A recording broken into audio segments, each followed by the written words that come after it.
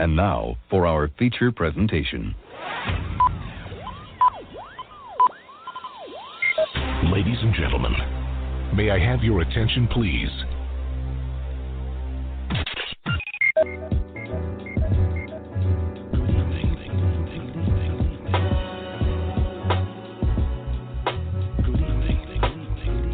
You're listening to Straight Talk with Dean and Mark.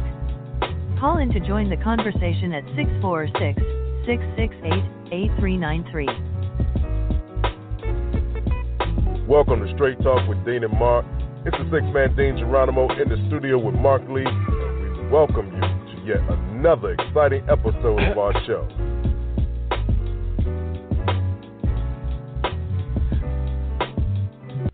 Ladies and gentlemen, good evening. Once again, we are back. It is the six-man, better known as the specialist Dean Geronimo. And as always, I'm in the studio from NJ to NC with my right-hand man, Mark Lee. So, Mark, besides it being hot, tell me what's good in your neck of the woods, my brother. Well, hot is definitely the word of the day. It has been hot for a while. I was out there on Thursday and Saturday at the Eno River Festival. You know, I told them, and, you know, I had to make that joke as I do every year, that they think that they're out there celebrating, you know, Mother Nature and all the wonderful things that go out there at the Eno and celebrating environmentalism and things of that nature. But it's really just one big birthday party for me. So I had to let them know that that's really what all that music was there for, and the musicians got a kick out of that. I did get a couple of birthday shout-outs from the stage and things of that nature, so definitely had a good time. But Nice. It was hot out there. I also learned that sometimes people do not listen. You know, you give them common sense, you tell them just sensible things to do, and sometimes folks just don't want to listen because on the Thursday, the 4th of July, we had some storms roll through and some lightning hit. Some lightning even hit the grounds of the storm. And there's a body of water out there. And, you know, people out there canoeing and swimming and doing stuff like that. And as I was leaving, one of the volunteers told me that they had told some people to get out of the water. You know, there's lightning coming. Get out of the water. Right. But, you know, people being people, they did not want to listen. And that's why, you know, fortunately there were no severe injuries, but that's why some folks had a little bit of a jolt because the lightning did hit. Wow. The lightning did kind of like go through the water, and the lightning did kind of like give them a little bit of a jolt. So, you know, sometimes folks just need to listen when the volunteers and the people come and tell you, get out of the water. You know what? People, I guess, don't realize that water is a conductor of electricity. And I guess sometimes, you know, stupidity takes over and it's like, well, you know what, we'll be all right and we can make it. But what's going to happen when you get caught out there? I don't know, man. People just don't, you're right, they don't think. They don't think. But the music was really good. I did meet a couple of musicians that I did not know, talk to them about the show. So hopefully we'll have Sister Montos on. They're here doing a Carolina tour. As a matter of fact, they're going to be at the Pinhook, I believe, tomorrow. And they were there. They had to do an abbreviated set, but they did get in to perform. They came all the way from Los Angeles. Looks like the lead guy is a teacher out of the California area, Los Angeles area. So he goes over there doing a Carolina tour. Looks like they'll be here for about a month or so. So they did get a chance to expose their music to folks, and it sounds like a mixture of some Latin sounds as well as some other sounds as well. Because, you know, a lot of music these days is just kind of blended music. So that was really good, getting a chance to meet them. I had never heard their music before. I had never met them, but they were definitely youngsters in terms of my age and everything, but they were definitely energetic, and I'm hoping to get them on the show. And, you know, I'm always thinking about the show and the ways that we can operate. So I even ran into a certain salesman, you know, the sleep people and everything. And I told him, because I looked on their card, and on the card it said, we advertise at podcasts. So I've got to get in touch with them because I definitely had a conversation. So, you know, I'm going to have to reach out to them and see if they want to be a supporter of us, because I did mention the fact that we had a podcast, and the guy seemed like he was interested, gave me his number and said, call me. So I should have probably called him today, but I did not. But either tomorrow or Wednesday, I will be reaching out to them and seeing if we can get the sleep number people, because that's what CERT is all about, the sleep number people. If we can't get their local people to be one of our supporters. So, I'm always thinking about some different supporters and some different guests. Oh, yeah, that would definitely be a plus. I was just looking at the thing I just made, the post, and for those, quick commercial, Straight Talk with Dean and Mark is on Monday nights at 7 p.m. All of the replays, we're live on Blog Talk Radio, but the replays are on Radio Public, iHeartRadio, Google Play Music, Spotify, Spreaker, TuneIn, Stitcher, Podbean, Apple Podcasts, Castbox, and then the replays on Tuesday afternoon at 2 o'clock on the Skyhawk Radio Network. So we keep rolling, man. We keep rolling. We keep moving. I say it all the time. And we appreciate each and every one of you that take the time to sit in with us for a little bit. Yeah, we definitely appreciate them. And like I said, that show was really interesting to Eno, so I did do that Thursday, did do it Saturday as well. There was some of the other artists I was going to give a shout-out to that were out there. The Gospel Jubilators were there. I unfortunately did not see their performance. John D. Holman was out there. The Afrobeat Orchestra, Triangle Afrobeat Orchestra was out there. A friend Atiba was out there with his group. That was African Unplugged, I believe is the way that group goes and everything. But they were out there and rocking some sounds, and of course the African American Dance Ensemble. And then on Saturday we had John Shane, a blues artist, and he brought somebody in from Canada as a guest artist. That was actually the festival did. So that was going on, as well as some clogging groups, the Lester Colbanks and the Seven Sorrows, Kirk Ridge and friends. So that was just a number of great entertainment that was out there, and of course great art and things of that nature. And then of course I came to work on that Saturday after having worked at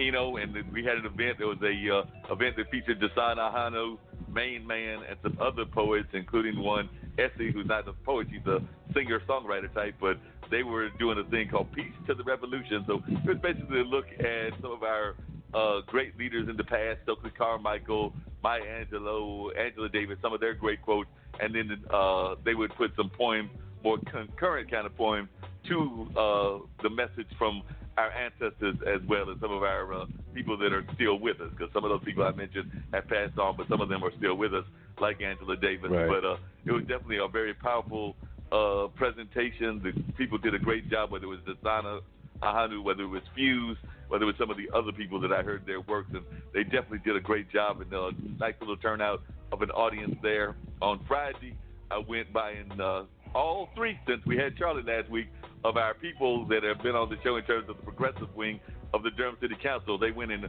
officially filed for re-election. So I went to their kickoff event on Friday morning, early afternoon, and got some couple of popsicles, since they were giving away popsicles in the hot day. And then they went over there and signed officially. So Javiera, Charlie Reese, Jillian Johnson, and our mayor, even though he's not quote-unquote official part of that crew, he is definitely, all four of them went and officially signed to try to keep their jobs and everything. So I went and hung out with them, and then that evening I went up to the Unscripted Hotel. They've got a swimming pool up there.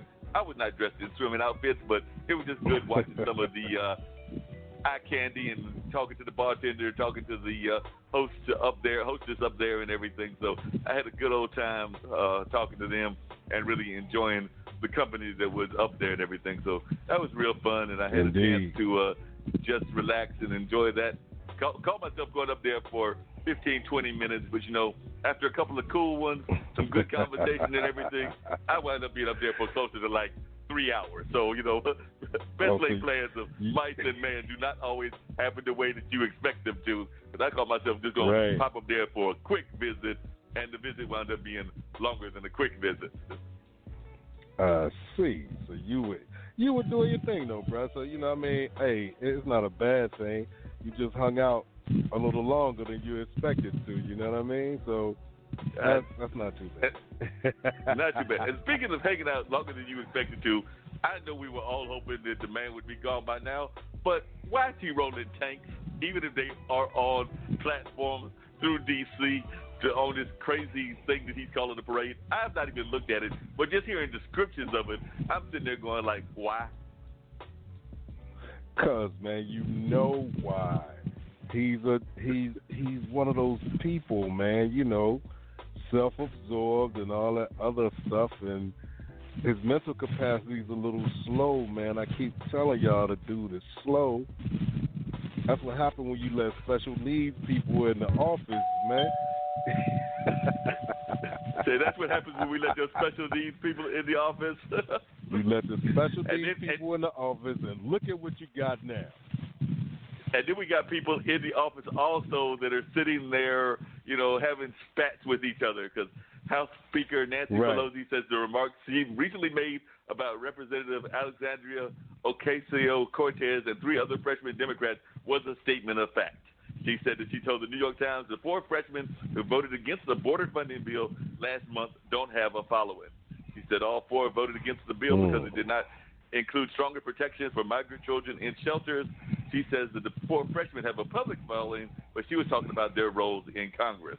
She says overwhelmingly the caucus voted to protect the children. So she says the 4 freshmen did not, and they did not have a further following. So I don't know if I agree with that, because I've seen a lot of people that actually seem to be supporters of theirs, and I get what she's saying, that maybe some of these followers are followers not necessarily in the White House, but or in the Congress and everything. But I personally do think that they have at least somewhat of a following, and they got people listening to them, and they were making a very legitimate claim, which is that, there's these migrant camps. These camps are definitely, the kids as well as the adults are not in the best of situations. They just wanted people to be held a little bit more accountable, and I can agree with that. I can think that, definitely, I think the package probably should have gone through, but I can also understand their views that they needed to at least let their voice be heard, that they did not think enough was being done, and I can agree with that as well. Well, that's true. We got somebody at the door, bro. We're gonna see who is there. Huh? Okay, that sounds like a plan. Yeah, Straight Talk with Dean and Mark, ladies and gentlemen. Bass players, best thing you can do for your overall sound. You've got to see this. New Basstone Incorporated makes Nightwalker bass guitar tube preamps. This preamp will give your sound such a boost, it's just incredible. Try it today. Try it today now. A great sounding bass guitar will make for a great sounding band. Make your band sound at its best. Best thing you can do for your bass guitar sound. NewBassTone.com. NewBassTone.com. All right, so welcome to Straight Talk with Dean and Mark. Good evening. Tell us who you are and where you are calling from.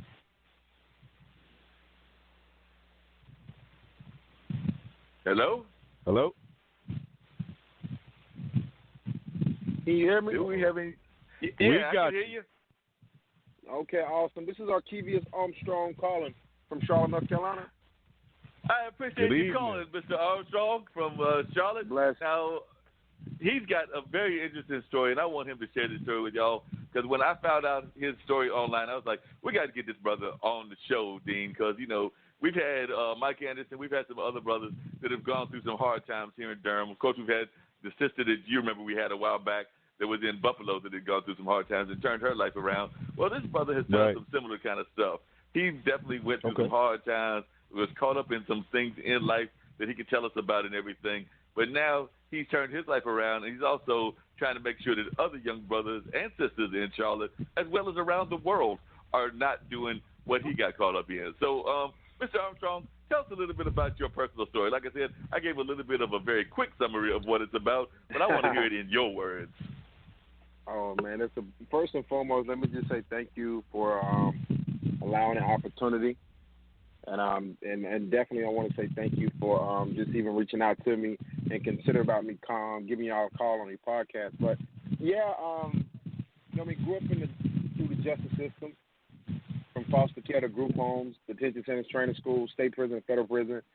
By the age of 11 years old, I was already using and selling drugs. By the age of 13, I was facing a life sentence for attempted murder charge.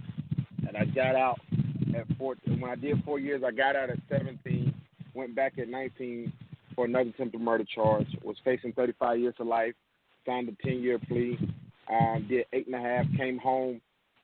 I came home and devoted my time and my life with not only just staying on the right track, but figuring out how can I save others?